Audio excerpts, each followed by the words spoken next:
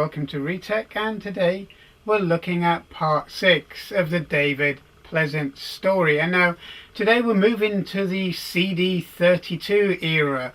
If you've ever wondered what went on with the CD32 and why maybe it didn't become the success it was really meant to be, this is the episode for you.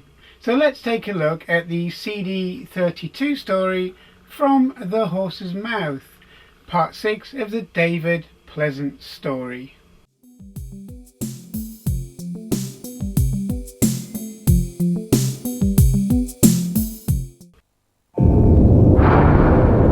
I never found out why he chose me to share his secret. Perhaps because we had similar dreams. But this was twice as fast, twice as powerful as anything I'd ever thought possible. Though what that meant, I could never have foreseen.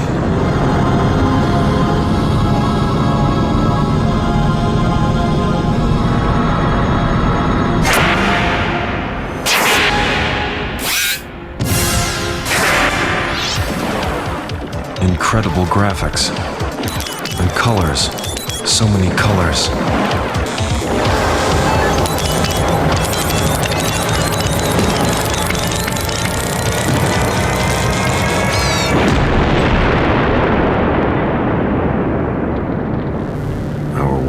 Never be the same again. I guess the next thing really to talk about was really is the CD32, because even though in between that we had the 1200, which was very successful product, and actually I launched that with Jonathan Ross. Right. He was you know, our star, if you like, at the launch, and we did that at the Kensington Gardens, which is in the centre of London. There's a big roof garden, and you wouldn't know. You'd think you were in a big park. It was just fabulous, and we did it up there. But I want to talk about the CD32, and the reason I want to talk about that is because it was at that moment in time the first time we had ever planned a product and planned its launch properly. I got seeded into all of the software developers who I was so close to, development kits. So they were developing to utilise all of the features of the CD32 on their new product. And they were all signed under NDA, and they were all producing, and they kept it secret, which amazed me, but they did.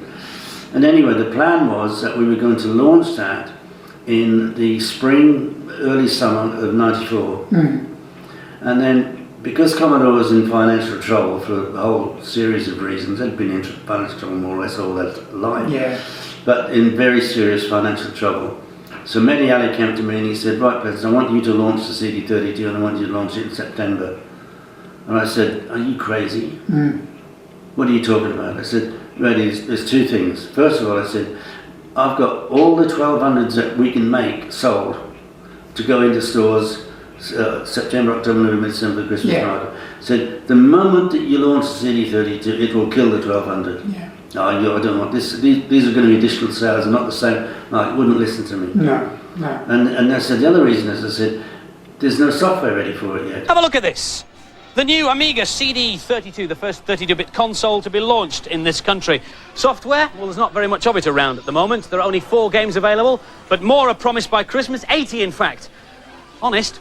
I said, so when we launch it, all we'll have is they'll very quickly port 1200 software to the CD, and it will be no better than the 1200, and we'll get terrible press for that. You also get 2 games. You get a game called Oscar, and this one, Diggers, which is, well, it takes ages to get going, and then it's really slow, and it's sort of like Lemmings, but it's nowhere near as much fun. But amazing 32-bit games are coming, they promise us. This is called Rise of the Robots. That's not what I want to do. We got this all planned, we got all this stuff, it would not listen, absolutely would not listen. Everything I predicted came true, everything, because it isn't rocket science, you know. But anyway, we did a fabulous job with Dawn Levac, who was my marketing manager for Commodore UK. she booked the Science Museum to do the launch, which was a masterstroke. Yeah. I mean, I never thought of that, you know. No. But she said, look, this we're changing history here, and very true. And anyway, I picked a day. I picked a day with the 16th of September, and I picked that very specifically because I came up with this thing that 16 will never be the same again, because we're introducing the world's first 32-bit stuff, right? And our invitations has got a boot kicking the number 16, you know, just sort of comic-y. Yeah. Anyway, as luck would have it, about 3 weeks before the launch of the CD32, there was an article published in a PC magazine where Tom Kalinske, who was the worldwide president of Sega, was interviewed. And the interviewer said to him in the middle of this interview, said, "Oh, what about 32-bit CD-based console?" And Tom Kalinske said, "Can't be done. Right. If anybody could do it, it would be Sega. It can't be done. Just take it from me, you know, it can't be done." We're 3 weeks away from launching, you know. Okay. So anyway, I went, "Oh, thank you, God." So once it was in print, I could do what I like with it. Yeah. Because it's, you know, it's there in print. You can't contest it. And so the first thing we did was I had a meeting with our agency, our marketing agency, and they come up with this. Let's have a play on the Sega advertising, because Sega's advertising used to be this good takes ages. Yeah. To be this good takes spin the word around Sega. Very clever, very clever. So they came up with, to be this good will take Sega ages, because they'd said it. And then within a few days, a phone call from this guy, and he said, "David, do you want to remember me?" He said, "But I remember dealing with you." He said, you've taken some poster sites from us before." He said, "I've got a cracking deal for you." He said, "As you know how we operate," he said, "when you book a site, you pay 50% up front, and then the day that it's going to start, you pay the other 50%. He said, "I've got 3 poster sites, prime locations in central London, the big 96-sheet, big ones." Yeah. He said that somebody's already paid half the money on, and they're not going to go ahead with it, so I'm going to offer it to you for the balance. Yeah. Oh, and by the way, one of them's right outside Sega's head office, right? Yeah. Now, it's all happened like somebody up there, you know. So then I had the balls to run it. Nobody thought we would run it, but we ran that advert. And, you know, even with no internet, that went global. You did, it went so everywhere, quickly, it was unbelievable. Yeah. But it's just I don't mind having the balls, especially if something's true. You know, they can't contest it. No. And then we did another one that said, "After Sega's baby, we bring you its mother." You see that one? Yeah. But anyway, that was so funny because that went up outside the Sega head office. And in the next week or two, it was our industry dinner. We used to have this dinner called Indin. And everybody was there. So we used to know each other so well. The Gloucester Hotel used to be. And I was up there this night, and I think I got 3 tables with my staff. Nick Alexander from Sega was there with his people, and you know, they were all there. And anyway, Nick walks over to me, he's sitting at my table, and he said, "A bit close to home, Mr. Pleasance, a bit close to home." And I said, "Well, where needs must, Nick, where needs must." And never another word was said. But they were seething inside, they were so angry.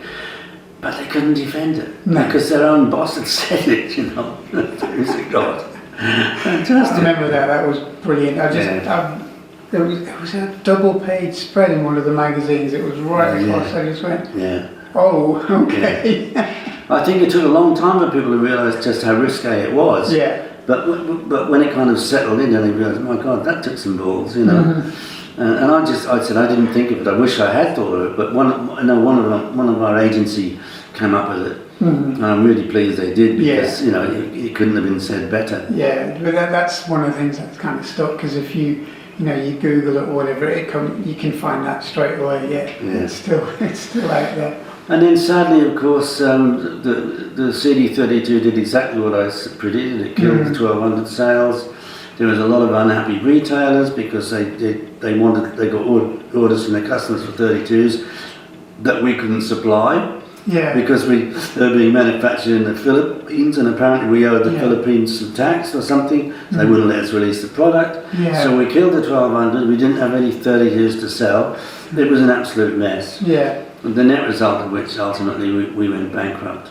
Okay, so thanks for watching, and I hope you enjoyed this episode about the CD32. A lot's been written about the CD32 in the past, but it's nice to hear it directly from the person who was involved at the time. So please subscribe, and I hope you look forward to the next part of the David Pleasance story. Thanks for watching.